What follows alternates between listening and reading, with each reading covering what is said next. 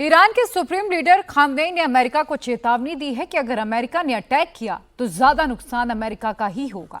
Khamenei का इशारा middle east में अमेरिकी एयरबेस की ओर था। खामनेई की धमकी के बाद अमेरिका के प्रलय वाले प्लेन ने आसमान में उड़ान भरी, जिससे पूरी दुनिया आशंकित है कि आगे आखिर क्या होगा। क्या है प्रलय वाली प्लेन का परमाणु बम कनेक्शन? डूम्सडे प्लेन ने क्यों बढ़ा दी है टेंशन? इस रिपोर्ट में समझिए। डूम्सडे प्लेन ने बढ़ाई ईरान की टेंशन।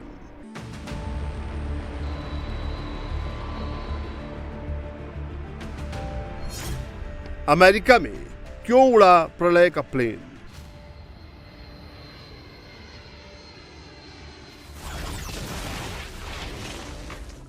ईरान के खिलाफ जंग में अमेरिका कूदने वाला है। इसके लिए राष्ट्रपति ट्रंप की मंजूरी भी मिल गई है। बस इंतजार ट्रंप के फाइनल ऑर्डर का है। लेकिन उससे पहले अमेरिका के आसमान में डूम्सडे प्लेन की उड़ान भरने से ईरान में दहशत पैदा हो गई है। ये माना जा रहा है कि कभी भी किसी भी क्षण अमेरिका की जंग में एंट्री हो जाएगी, क्योंकि डूम्सडे प्लेन, जिसे प्रलय का प्लेन भी कहा जाता है, जिसका इस्तेमाल परमाणु हमले के समय होता है, अमेरिका का E-4B नाइट वॉच, जो अमेरिकी राष्ट्रपति और रक्षा प्रमुखों के लिए युद्धकालीन कमांड सेंटर की तरह काम करता है, इसकी उड़ान भरना युद्ध के उद्घोष की तरह देखी जा रही है।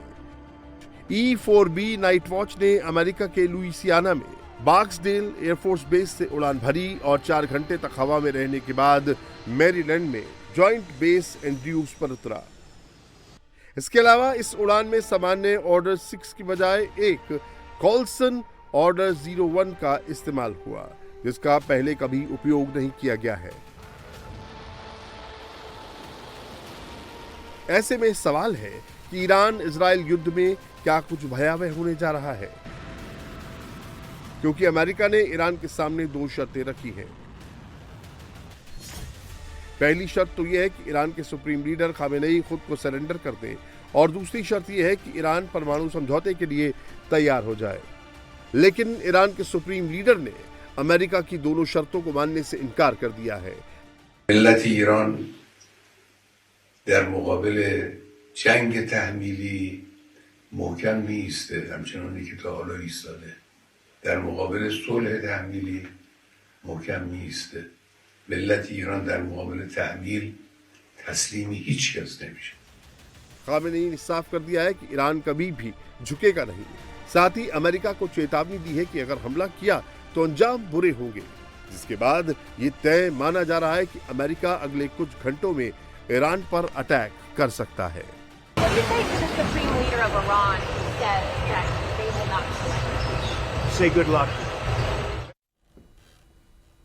अमेरिकी प्रेसिडेंट डोनाल्ड ट्रंप ने ईरान के सुप्रीम लीडर खामनेई के सामने 2 ऑप्शंस रखे थे, लेकिन खामनेई ने अमेरिका के दोनों ही शर्तों को मानने से इनकार कर दिया। और ऐसे में अमेरिका ने ईरान के खिलाफ जंग में शामिल होने का फैसला ले लिया है। लेकिन अब सवाल यह है कि जिस फोर्डो न्यूक्लियर प्लांट को लेकर अमेरिका जंग में कूद रहा है, क्या उसे उसमें सफलता मिलेगी, या फिर अमेरिका को जैसे तोरा बोरा की पहाड़ियों में मुंह की खानी पड़ी थी, वैसा ही हाल होगा? इस रिपोर्ट में समझिए। ईरान और इजराइल के बीच पिछले 7 दिनों से जंग जारी है। ईरान लगातार इजराइल पर मिसाइलें दाग रहा है, तेल अवीव और दूसरे शहरों को निशाना बना रहा है, तो इजराइल के फाइटर जेट्स ईरान पर ताबड़तोड़ बमबारी कर रहे हैं। तेहरान और दूसरे शहर खंडर में तब्दील हो रहे हैं। इजराइल के टारगेट पर ईरान के परमाणु ठिकाने हैं, जिस पर इजराइल बमबारी कर रहा है। इजराइल के परमाणु ठिकानों को तबाह करने के लिए इजराइल ने ऑपरेशन राइजिंग लॉयंस की शुरुआत की थी, जो जंग में तब्दील हो गई।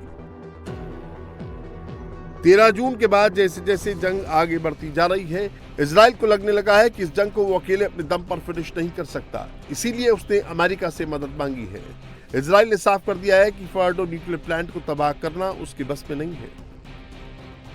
फोर्डो न्यूक्लियर प्लांट इजराइल के लिए क्यों चुनौती है, उसकी वजह भी आपको बता देते हैं। फोर्डो न्यूक्लियर साइट उत्तरी ईरान में है, जो पहाड़ों के नीचे है। बताया जा रहा है कि फोर्डो न्यूक्लियर साइट जमीन से 80-90 मीटर नीचे बनी है। 13 जून को इजराइल ने फोर्डो न्यूक्लियर साइट पर फाइटर जेट से बमबारी की, लेकिन उसे नुकसान नहीं पहुंचा पाया। इसीलिए फोर्डो न्यूक्लियर साइट को ईरान का सबसे सेफ साइट कहा जाता है और उसे तबाह करने के लिए इजराइल ने अमेरिका से मदद मांगी है, क्योंकि अमेरिका का बंकर बस्टर बम GBU-57 ही यहां कुछ काम कर सकता है, क्योंकि इसे एटम बम के बाद दुनिया का सबसे ताकतवर बम कहा जाता है। एक ऐसा बम है जिसे खासतौर पर गहराई में छिपे ठिकानों को तबाह करने के लिए तैयार किया गया है। ये परमाणु बम नहीं है, लेकिन इसकी ताकत किसी परमाणु धमाके जैसी ही असरदार मानी जाती है। इसका वजन करीब 13,600 किलोग्राम है और ये सतह से 61 मीटर तक घुसकर धमाका कर सकता है। ये बम जमीन में सुरंगों और बंकरों को भेदने की क्षमता रखता है। इसका डिजाइन ऐसा है कि इसे एक के बाद एक गिराया जा सकता है ताकि हर विस्फोट से ये और गहराई तक जा सके।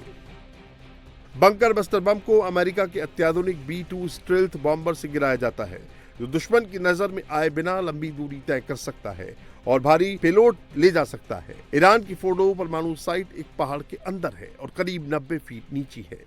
ऐसे में सवाल ये उठ रहा है कि क्या बंकर बस्टर बम GBU-57 जब 60 मीटर तक ही काम करेगा तो फोर्डो न्यूक्लियर साइट को कैसे तबाह कर पाएगा?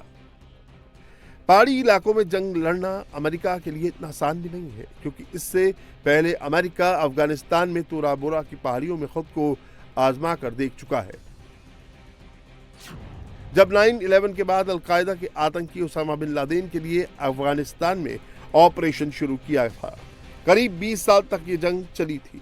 तब भी अमेरिका को तोरा बोरा की पहाड़ियों में सफलता नहीं मिली थी और अमेरिका को अफगानिस्तान से खाली हाथ लौटना पड़ा था।